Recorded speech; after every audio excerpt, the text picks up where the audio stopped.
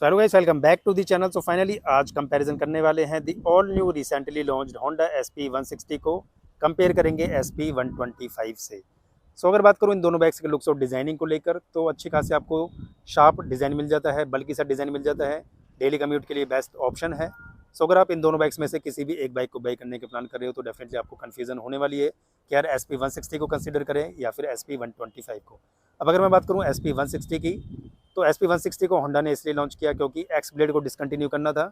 X blade के जो sales figures थे उतने अच्छे नहीं हैं। सो होंडा ने सोचा कि SP 125 अच्छी खासी बिक्री है, सो एक थोड़ा सा बड़ा वर्जन लॉन्च किया जाए, तो होंडा ने लॉन्च की SP 160। सो डिटेल में कंपैरिजन करेंगे इन दोनों बाइक्स के प्राइस को लेकर, फीचर्स को लेकर, कौन कौन से कलर ऑप्शंस और वेरिएंट्स यहाँ पे मिलने वाले हैं। सो अगर मैं बात करूँ कलर ऑप्शंस की, वेरिएंट्स की अगर मैं बात करूँ तो दोनों ही बाइक्स आपको दो वेरिएंट्स के साथ अवेलेबल होंगी। होंडा SP 160 आपको मिल जाती है सिंगल डिस्क और ड्यूल डिस्क ऑप्शन के साथ। अगर मैं बात करूँ SP 125 की, तो ये बाइक आपको अवेलेबल होगी ड्रम और डिस्क सिंगल डिस्क ऑप्शन के साथ ये बाइक अवेलेबल होगी।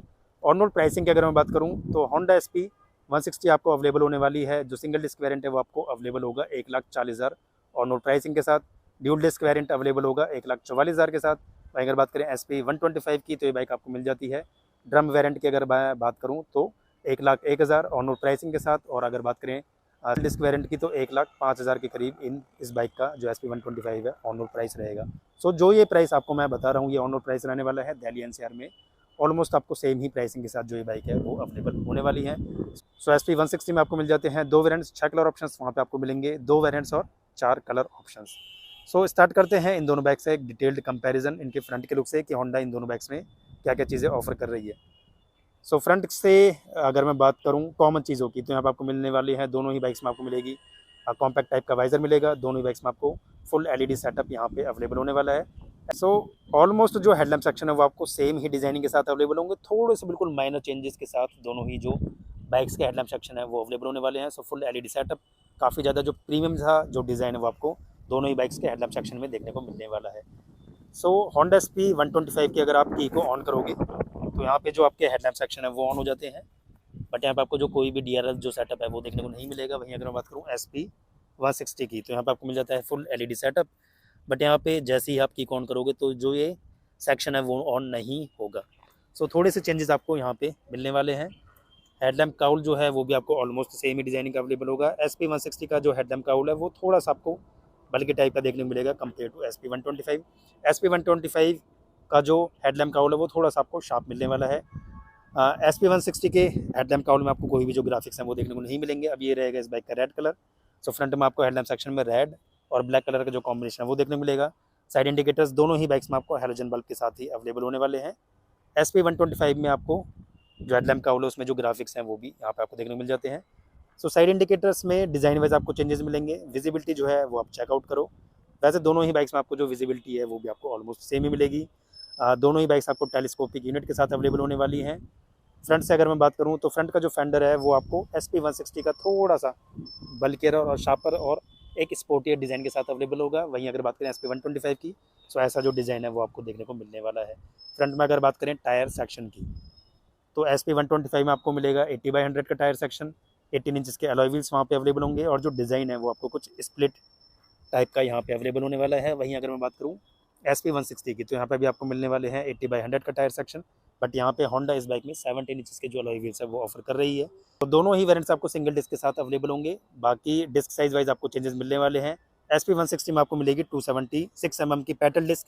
अगर बात करें SP 125 की, तो यहाँ पर आपको मिलने वाली है 240 mm की राउंड शेप की जो डिस्क है वो यहाँ पे अवेलेबल होगी। सो SP 160 के जो अलॉय व्हील्स हैं वो आपको 5 स्पोक्स डिज़ाइन के साथ अवेलेबल होंगे। सो मुझे SP 125 के जो अलॉय व्हील्स हैं वो ज़्यादा बेटर लगे डिज़ाइनिंग वाइज। सो आप कमेंट सेक्शन में ज़रूर बताना कि आपको किसके अलॉय व्हील्स ज़्यादा अच्छे लगे। ये बाइक आपको मिल जाती है सिंगल चैनल ABS के साथ। सो यहाँ पे आपको ABS की जो स्टिकरिंग है वो भी जस्ट मिलने वाली है। साइड की अगर मैं प्रोफाइल से बात करूँ तो फ्यूल टैंक की बात कर लेते हैं पहले। तो SP 160 में आपको मिलेगा 12.8 लीटर का फ्यूल टैंक, वहीं आपको मिल जाता है SP 125 में 11.2 लीटर का फ्यूल टैंक। तो डेफिनेटली फ्यूल टैंक वाइज आपको चेंजेस मिलेंगे। SP 160 में आपको थोड़ा सा बिग साइज़ का जो फ्यूल टैंक है वो यहाँ पे अवेलेबल होगा। फ्यूल टैंक के एक्सटेंशन जो हैं वो भी कुछ इस टाइप के अवेलेबल होंगे। अब ये रहेगा रेड कलर। सो यहाँ पे आपको रेड और ब्लैक जो कलर है उसका कॉम्बिनेशन देखने को मिलेगा। होंडा की आपको बैजिंग मिल जाती है क्रोम फिनिशिंग के साथ। ग्राफिक्स जो हैं वो कुछ इस टाइप के रहेंगे। सो ये जो फ्यूल टैंक है वो आपको फुल फाइबर के साथ अवेलेबल होने वाला है। वहीं अगर मैं बात करूँ SP 125 की, तो ये जो फ्यूल टैंक है वो आपको मेटल के साथ अवेलेबल होगा, बट जो ये फ्यूल टैंक एक्सटेंशन है वो आपको फाइबर के साथ ही अवेलेबल होंगे। होंडा की आपको मैचिंग मिल जाती है। यहाँ पे जो ये कलर है वो आपको शाइनिंग ब्लैक कलर के साथ देखने को मिलेगा। सो यहाँ पे आपको मैट और ब्लैक कलर की जो फिनिशिंग है वो देखने को मिलने वाली है। सो ऑलमोस्ट जो फ्यूल टैंक का डिज़ाइन है वो होंडा ने सेम ही रखा है दोनों बाइक्स में, बट फ्यूल टैंक की कैपेसिटी वाइज आपको चेंजेस मिलेंगे। Quality wise, build quality wise आपको चेंजेस मिलेंगे। यहाँ पे आपको मिलने वाला है फाइबर, वहाँ पे आपको मिल जाता है मेटल का फ्यूल टैंक। अब अगर बात करें दोनों बाइक्स के हैंडल बार की, तो SP 125 का जो हैंडल बार है वो आपको हाई रेज हैंडल बार देखने को मिलेगा। SP 160 का जो हैंडल बार है सेम एक्सब्लेड में जैसा ऑफर किया था वैसा ही जो हैंडल बार है वो यहाँ पे अवेलेबल होगा। ऑलमोस्ट जो राइडिंग पोस्चर है वो भी आपको एक्सब्लेड वाला ही SP 160 में देखने को मिलने वाला है। सो अगर हैंडल बार की अगर मैं पोजीशनिंग की बात करूँ तो डेफिनेटली SP 125 एक बेटर ऑप्शन रहेगा अगर आप एक कंफर्टेबल बाइक देख रहे हो।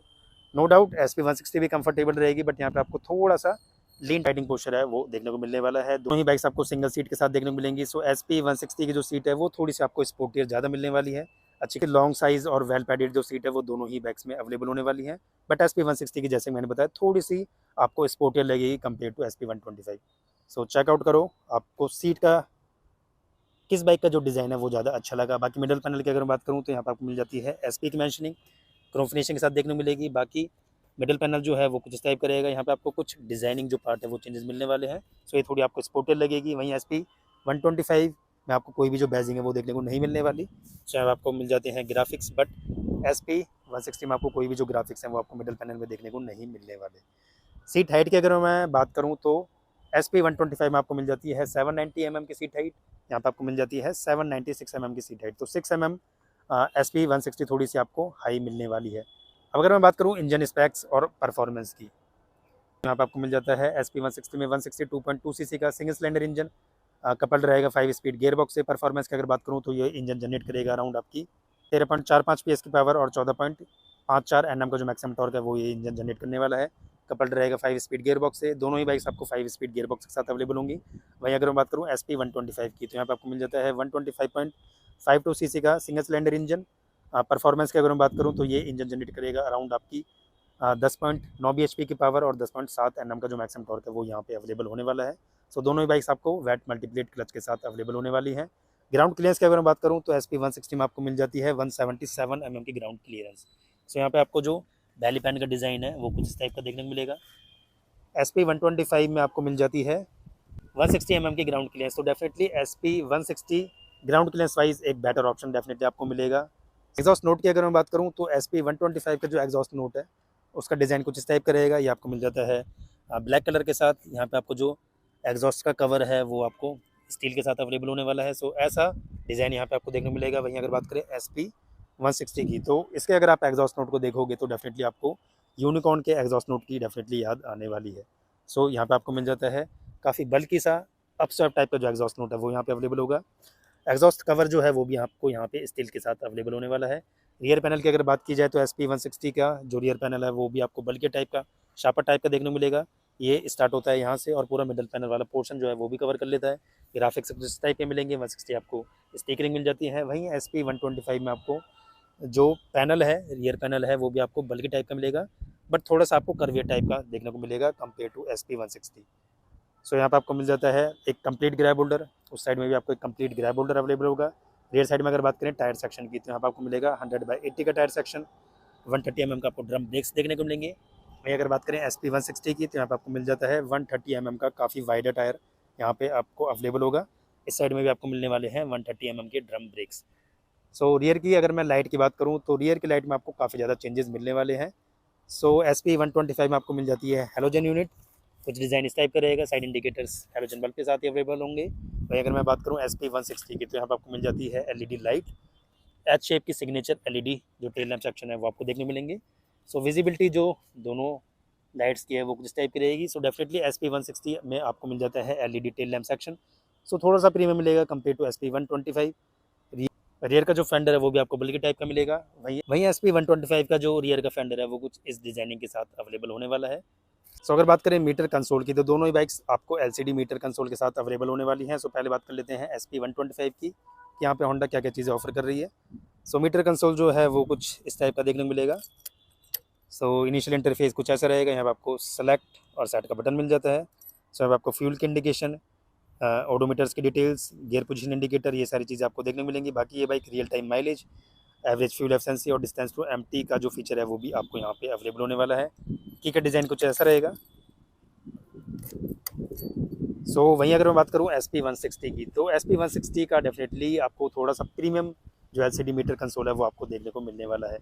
सो ऐसा जो डिज़ाइन है वो यहाँ पे अवेलेबल होगा। यहाँ पे भी आपको 2 बटन्स मिल जाते हैं, सेलेक्ट और सेट का। सो इनिशियल इंटरफेस कुछ ऐसा रहेगा। सो गियर पोजीशन इंडिकेटर मिल जाता है, टैकोमीटर्स की डिटेल्स यहाँ पे देखने को मिलेगी, फ्यूल की इंडिकेशन यहाँ पे अवेलेबल होगी। बाकी साइड में आपको स्पीडोमीटर्स की डिटेल्स, क्लॉक की इंडिकेशन भी अवेलेबल होगी। यहाँ पे आपको जो साइड स्टैंड की जो इंडिकेशन है वो जस्ट आपको मीटर कंसोल में देखने को मिलेगी। बाकी यहाँ पे भी आपको real time mileage, average fuel efficiency, वो सारी इंडिकेशन यहाँ पे भी अवेलेबल होने वाली हैं। सो मीटर कंसोल वाइज किसका मीटर कंसोल आपको अच्छा लगा डेफिनेटली कमेंट सेक्शन में ज़रूर बताना। बाकी अगर बात करें स्विचेस की, तो यहाँ पे आपको मिल जाता है इस टाइप का हाउसिंग। सो पास का स्विच, साइड इंडिकेटर, हॉर्न का बटन कुछ इस टाइप का रहेगा। इंजन किल स्विच जो है वो भी कुछ इस टाइप का अवेलेबल होगा। वहीं अगर बात करें SP160 की, तो यहाँ पे आपको मिल जाता है हाई बीम, लो बीम का कुछ ऐसा डिज़ाइन। पास को स्विच मिल जाता है, साइड इंडिकेटर ऑन, इस साइड में आपको मिल जाता है हज़ार्ड स्विच। यहाँ पर आपको मिल जाता है सेल्फ स्टार्ट और इंजन किल स्विच के साथ जो है बाइक वो आपको देखने मिलेगी। सो थोड़े से फीचर्स वाइज आपको SP160 में थोड़े से ज़्यादा फीचर्स देखने को मिलने वाले हैं।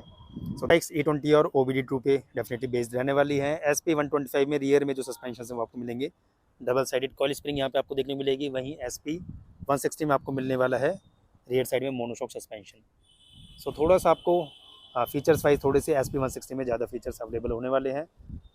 माइलेज की अगर मैं बात करूँ तो डेफिनेटली SP125 में आपको ज़्यादा माइलेज मिलने वाली है। होंडा इस बाइक में 65 kmpl की जो माइलेज है वो ऑफर कर रही है। वहीं अगर बात करें SP160 की, सो इस बाइक में आपको जो माइलेज है वो 45 से 50 kmpl के अराउंड देखने को मिलेगी। सो ये थे इन दोनों बाइक्स की सारी डिटेल्स। कमेंट सेक्शन में ज़रूर बताना कि आप किस बाइक को बाई करने का प्लान कर रहे हो, अगर आप लेने वाले हो SP को, SP160 लोगे या फिर SP125 को। बाकी इन दोनों बाइक से रिलेटेड अगर आपके कुछ क्वेश्चंस हैं तो आप मुझसे कमेंट सेक्शन में पूछ सकते हो। कमेंट सेक्शन में उन क्वेश्चंस का ज़रूर रिप्लाई करूँगा। सो करते हैं वीडियो को यहीं पर and. So thanks for watching.